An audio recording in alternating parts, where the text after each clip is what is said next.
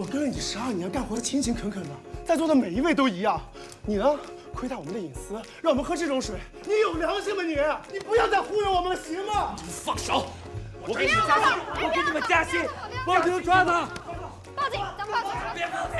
别报！是被他瞪着，听他说完，听他说完这番就是说，然后再一顿说你要不知道我跟你说我反正这点水词儿，一走再上来抓住，报警，上来抓住，报警。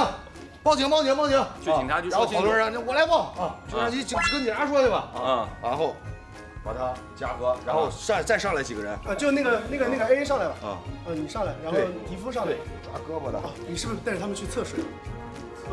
没有测完就，但我拉住他你就回头了，他不打自招了，他就不用去测水了啊，回来就一抓啊，然后来上来，你春点动吧啊，明白？别抓，抓手，对，我自己抓。